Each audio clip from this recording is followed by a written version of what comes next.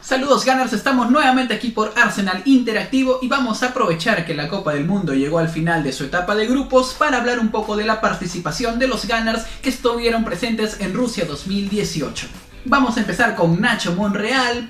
No, mentira, ¿cómo vamos a empezar con Nacho si lamentablemente es el único Gunner que no ha visto minutos en todo lo que va del torneo? Mejor vamos a hablar de Mohamed El-Neni. El egipcio tuvo una destacada participación con su selección en toda la fase eliminatoria. Sin embargo, a pesar que tuvo un buen arranque contra la selección uruguaya en el primer tiempo y parte del segundo, al final tuvo cierto grado de responsabilidad en el único gol que significó la derrota ante el cuadro uruguayo. Lamentablemente la lesión pesó bastante, mermó bastante en el desempeño de Mohamed El-Neni a lo largo del torneo, a lo largo de los 3 partidos, tanto así que en el segundo contra Rusia y en el último contra Arabia Saudita fue totalmente discreto y su selección cayó por 3-1 y 2-1 respectivamente.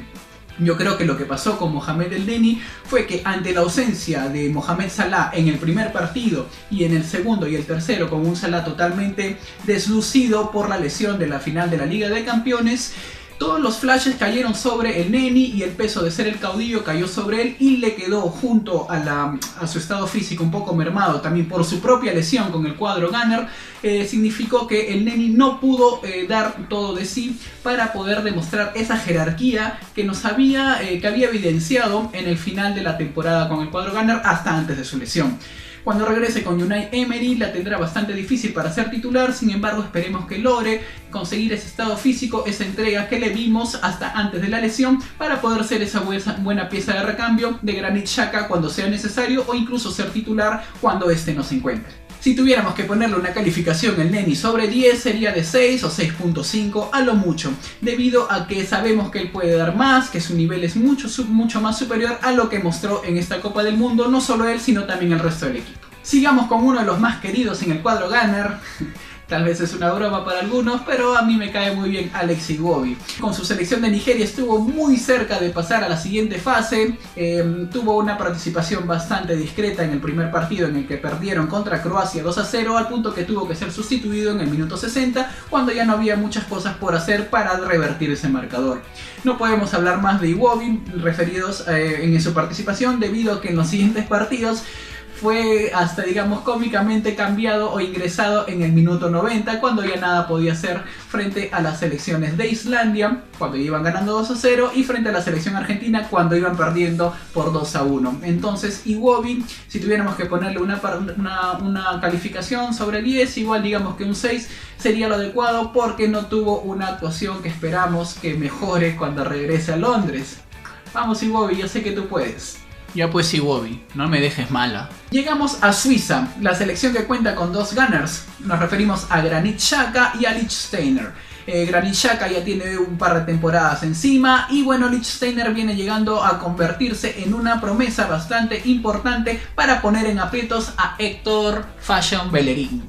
Hablemos de los 2 Gunners juntos, ya que tuvieron una destacada participación frente a un complicado equipo brasilero que venía con grandes figuras y sobre todo en la banda derecha bastante trabajo tuvo Lichtsteiner para contener los embates de Neymar, las incursiones de Marcelo, de Philippe Coutinho. Digamos que junto a Xhaka tuvieron una participación bastante decorosa para evitar que ese 1-0 se convirtiera en más goles y pudieran finalmente empatar el partido e irse con un aceptable 1-1 que les permitió a la postre tener la clasificación para la siguiente etapa. En el partido contra Serbia, el equipo suizo también tuvo una buena reacción ya que iban con el marcador en contra y pudieron sobreponerse 2-1. En este partido Xhaka tuvo una muy buena participación, hizo de todo, quitó, marcó, dio asistencias y terminó anotando uno de los 2 goles que le dio el triunfo final. Me gusta bastante la participación de Lichtsteiner contra Costa Rica, ya que tuvo bastantes incursiones, aunque hayan terminado 2-2, le va a poner la valla muy alta a Héctor Bellerín, que ya llega a los entrenamientos y sabe que tendrá un rival en su posición después de mucho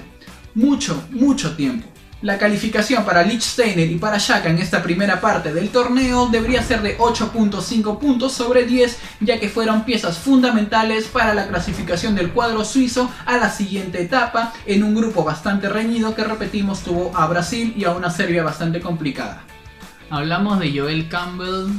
No, mejor no. Total, lo más probable es que no siga en el equipo. Más bien vamos a hablar de Mesut Özil. Nadie se imaginaba que el cuadro alemán iba a ser la gran decepción del torneo al quedar eliminada en la fase de grupos. Mesut junto a sus compañeros no fueron nada de lo que representaron en Brasil 2014, y ya hablando específicamente de Özil, en el primer partido contra la selección mexicana, si bien es cierto siempre se mostró, siempre estuvo en colaboración, el sistema de juego no colaboró para él. No tuvo esa compenetración que tiene con sus compañeros del Arsenal, con quienes ya se conoce.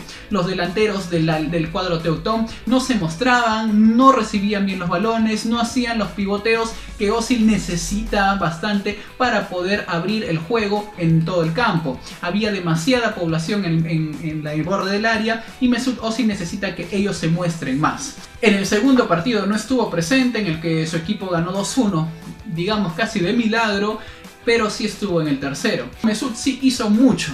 Dio bastantes pases, bastantes asistencias, sin embargo nuevamente no tiene delanteros que pudieran hacer el pique corto, que pudieran mostrarse para concretar esas asistencias en gol. Lo único bueno de la pronta eliminación del cuadro alemán es que Mesut Özil no tardará tanto en ponerse bajo la disposición de Unai Emery y podrá hacer la pretemporada, que será muy importante de cara a la próxima campaña de la liga inglesa. Si tuviéramos que ponerle una calificación a Mesut en los dos partidos, diríamos que sería de 6.5 hasta de 7, debido a que, repetimos, Joachim Löw no tuvo en consideración armar un equipo y un funcionamiento en torno a su mejor jugador, a sus mejores creativos. Nos referimos a Özil y obviamente también a Toni Kroos. Es hora de hablar del único gunner sudamericano en la Copa del Mundo. David Ospina, excelente. El guardameta colombiano, a pesar de haber recibido la noticia de que llegaba el alemán Leno para pelearle el puesto en el cuadro londinense, lo cierto es que estuvo muy concentrado en sus 3 partidos. Si bien es cierto, Colombia cayó por 2-1 frente a Japón en el debut, lo cierto es que Ospina no tuvo responsabilidad directa en ninguno de los 2 goles. Más bien fue fundamental en los 2 siguientes partidos, en el que mantuvo el arco en cero y así posibilitar el acceso de Colombia a la fase de octavos de final.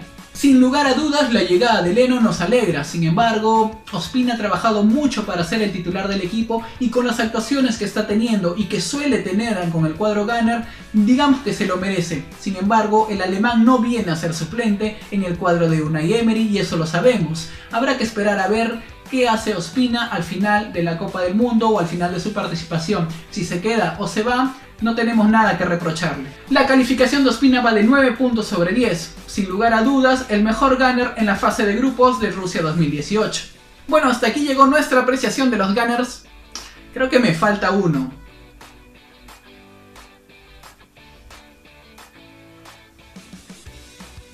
Ah, cierto, Dani Welbeck. Dani Welbeck no estuvo presente en ninguno de los 2 primeros partidos con su selección, pero sí ingresó al minuto 70 más o menos en el último encuentro frente a Bélgica. Lo que hizo, bueno, lo resumo con esto.